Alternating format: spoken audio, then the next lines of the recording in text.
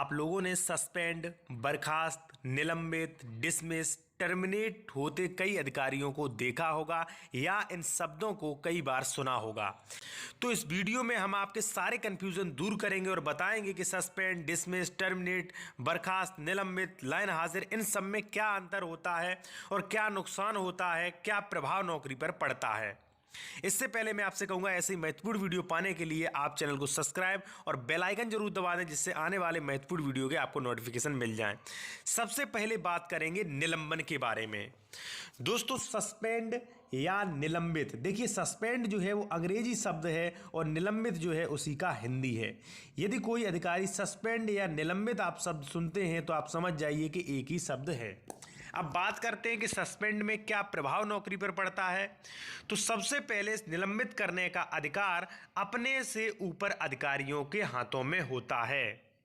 दूसरा पॉइंट है कि निलंबित में आधी सैलरी मिलती है, महंगाई भत्ता भी मिलता है और आरोपों की जांच होती है। देखिए जैसे मान लीजिए आपको निलंबित बर्खास्त कर दिया गया है, तो जो आप पर आरोप लगे हैं, जो अधिकारी पर आरोप लगे हैं, उन आरोपों की जांच होती है और नौकरी वापस मिल जाती है यदि आप आरोप में निर्दोष पाए जाते हैं। और यदि आरोपों की जांच होने पर आप जांच में दोषी पाए जाते हैं तो आपको बर्खास्त भी किया जा सकता है। तो आप समझ गए होंगे कि बर्खास्त से पहले की प्रक्रिया जो होती है वो होती है निलंबन या सस्पेंड की प्रक्रिया। यदि कोई अधिकारी सस्पेंड हुआ है तो उसे अधिक नुकसान नहीं, नौकरी वापस मिल सकती है, सैलरी भी मिलेगी और किसी अन्य विभाग में भी वो नौकरी के लिए ट्राई कर सकता है। अब बात आती है दोस्तों बर्खास्त की, कि बर्खास्त में क्या होता है। देखिए बर्खास्त या डिसमिस, डिसमिस का हिंदी अर्थ है बर्खास्त या जिसे कह सकते हैं सेवा समाप्त, या आपने कई बार टर्मिनेट शब्द सुना होगा। टर्मिनेट का भी अर्थ होता है समाप्ति। ठीक है, तो यदि आप डिसमिस, बर्खास्त ऐसे शब्द सुनते हैं तो उसका एक ही अर्थ है। और इसमें क्या नौकरी पर प्रभाव पड़ता है, बर्खास्त का अधिकार विभाग के बड़े अधिकारियों के पास होता है। बर्खास्त जो होते हैं वो अपने से उच्च अधिकारी बर्खास्त नहीं कर सकते। जो उच्च अधिकारी होते हैं, विभाग के बड़े अधिकारी जो होते हैं, उन्हें बर्खास्त करने का अधिकार होता है। और बर्खास्त में कोई भी किसी भी प्रकार की सैलरी नहीं मिलती है और वह किसी अन्य विभाग में भी सरकारी नौकरी नहीं कर सकता है और ना ही वह व्यक्ति चुनाव लड़ सकता है। देखिए जैसा कि आप समझ गए होंगे कि यदि कोई व्यक्ति बर्खास्त किया जाता है यानी कि डिसमिस, तो यानी कि वो नौकरी से बिल्कुल उसकी नौकरी खत्म हो गई है। ना तो उसे कोई किसी प्रकार की तनख्वाह मिलेगी, ना कोई महंगाई भत्ता मिलेगा, ना कोई उसे सुविधा मिलेगी। और इसके बाद बर्खास्त किया गया व्यक्ति अन्य किसी भी विभाग में सरकारी नौकरी के लिए अप्लाई नहीं कर सकता है, ना ही भविष्य में चुनाव लड़ सकता है।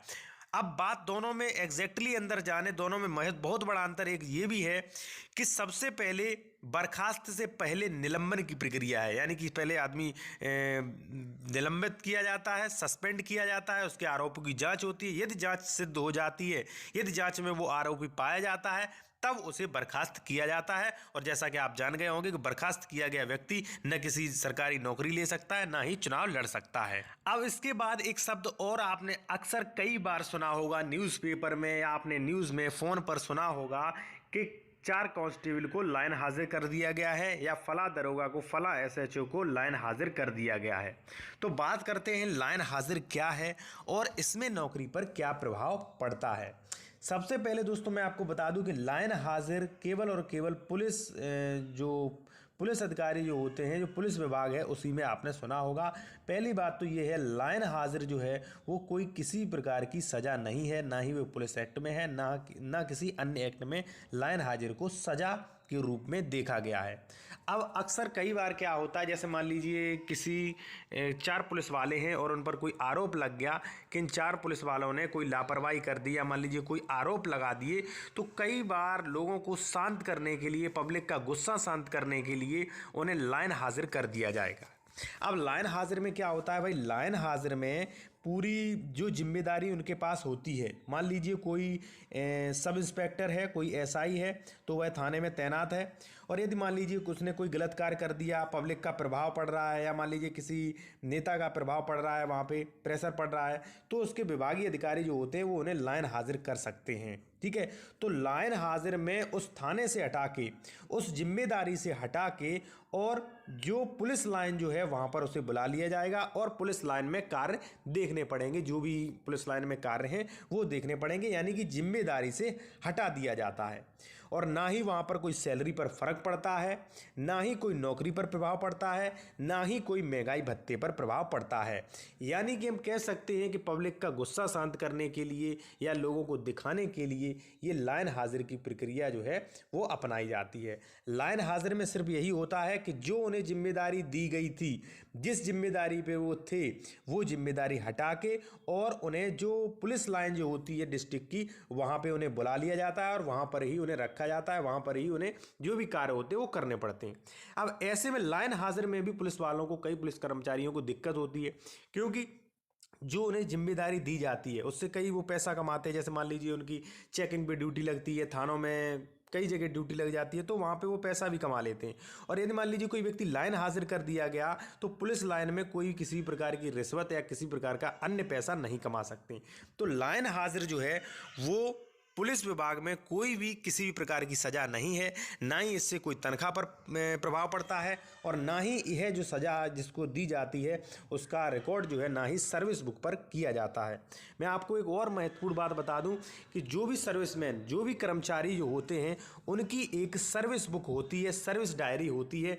यदि वो उस भविष्य में मान लीजिए कोई बर्खास्त हो, मान लीजिए सस्पेंड होते हैं, निलंबित होते हैं, या मान लीजिए कोई गलत कार्य करते हैं, वेतन काटा जाता है, कोई भी गलत कार्य करते हैं वो, तो वह सर्विस बुक पे, जो सर्विस डायरी जो होती है उस पर रिकॉर्ड किया जाता है। उस पर पूरा रिकॉर्ड रहता है कि इस व्यक्ति ने क्या क्या भविष्य में गलतियां की, क्या क्या अच्छाइयां की। ठीक है, तो ये जो लाइन हाजिर वाली जो गलती है, ये कभी भी जो डायरी जो होती है, सर्विस डायरी जो होती है, उस पर किसी प्रकार की इसके बारे में कोई भी मेंशन नहीं होता है कि ये व्यक्ति 2 बार या 3 बार लाइन हाजिर किया जा चुका है।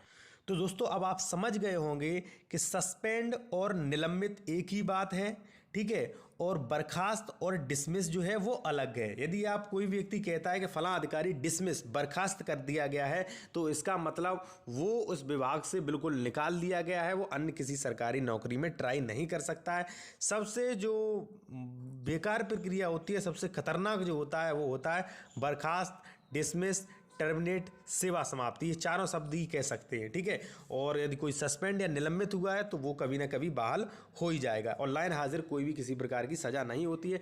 दोस्तों यदि आपका प्रश्न है, कोई वीडियो और भी चाहते हैं, जैसे मान लीजिए कोई डीएम को बर्खास्त किया जा सकता है या नहीं, तो आप कमेंट